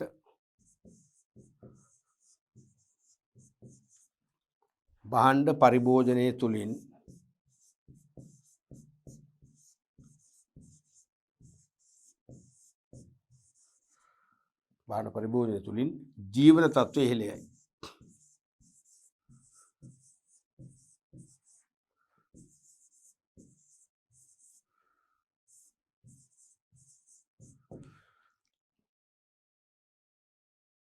අටවෙනි එක. තත්ත්වයෙන් උසස් සහ සෞඛ්‍ය ආරක්ෂිත භාණ්ඩ පරිභෝජනය තුළින් ජීවන තත්ත්වය අනිවාර්යයෙන්ම ඉහළ යනවා. අනිත් එක තමයි මේ සියල්ලම නිසා මොකද වෙන්නේ? පාරිභෝගිකයා වැය කරන මිලක් තියෙනවනේ. ඒ මිලට ඉහළම අරකක් ලැබෙනවා. මොකද්ද? තෑග්ගක්ද? නෑ මොකද්ද? තෘප්තියක්. තෘප්තිය අවශ්‍යයි. අපිට සතුට අවශ්‍යයි. මම කිසියම් මුදලක් වැය කරලා ඒ ගත්ත භාණ්ඩය අපි හිතමු ආහාර වර්ගයන් නැශ්‍ය වෙන සුළු එකක්. නැශ්‍ය වෙච්ච භාණ්ඩයක් කියලා දැනගත්තොත් මොන තරම් දුකක්ද ඇති වෙන්නේ? තෘප්තිය නෑනේ.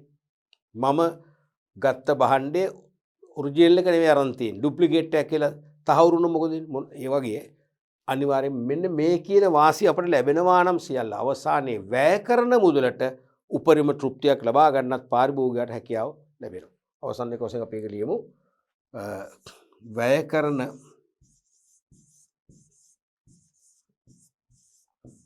මුදලට උපරිම තෘප්තියක්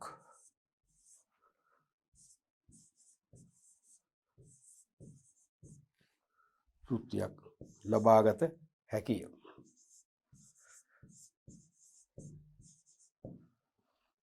right. ඊළඟට අපි බලමු ආර්ථිකයට.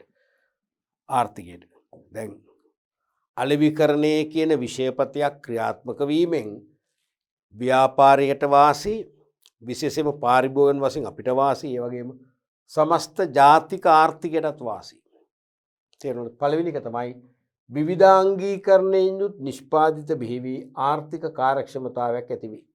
අන්න අලෙවිකරණයේ මගින් භාණ්ඩ විවිධාංගීකරණයක් ඇති කරනවා. හැඩයෙන්, ගුණයෙන්, රසයෙන්, ඇසුරුමෙන්, ප්‍රමාණයෙන්, විලාසිතාවෙන් ආදී සාධක එකක් හෝ කීපයක් මත භාණ්ඩ විවිධාකාරයෙන් නිර්මාණය කරනවා. ඒක තමයි විවිධාංගීකරණයෙන් යුත් නිෂ්පාදිත බිහිවී ආර්ථික කාර්යක්ෂමතාවයක් ඇති වෙනවා. විවිධාංගීකරණයෙන් යුක්ත භාණ්ඩ නිෂ්පාදනය කරන කෙනා ආර්ථිකේ කාර්යක්ෂම වෙනවා, ක්‍රියාශීලී වෙනවා. හැම කෙනෙක්ම මේ භාණ්ඩ අරන් පරිභෝජනය කරනවා. දැන් විවිධාංගීකරණය කළේ නැත්නම් විශාල ප්‍රමාණය විතරක් තිබුණා නම් මං ගන්නෑ. මොකද මගේ පොළ පුංචි. මට ඕනේ කුඩා භාණ්ඩයක්. ඉහළ ආදායම් ලබන අයට පුළුවන් ඉහළ මිලකට ගන්න. මට ගන්න බෑ. මට ඕනේ පහළ මිලක්. අන්න ඒ වගේ විවිධාංගීකරණය තුළින් අපිට සෑම වෙළඳපොළකටම සේවය කරන්න පුළුවන්කම ලැබෙනවා. හැම වෙළඳපොළක්ම තෘප්තිමත් වෙනවා. ආර්ථිකය නම් කාර්යක්ෂම වෙනවා. නිවැරදිව සම්පත් පරිභෝජනය කරා වෙනවා. දෙවෙනි එක තමයි නිෂ්පාදනයේ ඉහළ ගොස් දේශීය සම්පත් උපයෝජනයේ ඉහළ යාම. අලෙවිකරණය මගින් අනිවාර්යයෙන්ම නිෂ්පාදනය ඉහළ යනවනේ. ඉල්ලුම වඩවනෝනේ. ඒ වඩවන ඉල්ලුමට මොන දෙන්න නිෂ්පාදනය මොකද කරන්නේ? වැඩි කරන්න වෙනවා. වැඩි කරනකොට මොකද වෙන්නේ? දේශීය සම්පත් උපයෝජනයේ ඉහළ යනවා. දේශීය සම්පත් උපයෝජනය ඉහළ ගියන් පස්සේ රටේ දලදේශීය නිෂ්පාදිත පවා නේ ජාතික නිෂ්පාදිත පවා ඉහළ යනවා. එහෙනම් නිෂ්පාදන ඉහළ ගොස් දේශීය සම්පත් උපයෝජනය ඉහළ යනවා. ඒක අවසන් ඵලය මොකද්ද? දලදේශීය නිෂ්පාදිත වර්ධනය වෙනවා. ඊළඟට රටේ සේවා නියුක්ති ඉහළ යාම. අලෙවිකරණය මගින් රටේ ව්‍යාපාර විකසිත වෙනවා. ව්‍යාපාර අවදි කරනවා අලෙවිකරණය මගින්. තේරෙනවද? අනික වෙළඳපොළට අවශ්‍ය භාණ්ඩ. වෙළඳපොළ සිතැඟියාවට ගැළපෙන භාණ්ඩ ආසෙම තමයි දෙන්නේ. එහෙම දෙනකොට මොකද වෙන්නේ? අනිවාර්යයෙන්ම මොකද ව්‍යාපාරවල ඉල්ලුම වැඩි වෙලා ව්‍යාපාර ප්‍රසාරණය කරන්න වෙනවා. ප්‍රසාරණය කරනවා පස්සේ මොකද වෙන්නේ? විවිධ අංශයට තේ රැකියාව අවස්ථා උතුම් බිහි වෙනවා. නම් රැකියාව අනුච්චිත ඉහළ යනවා.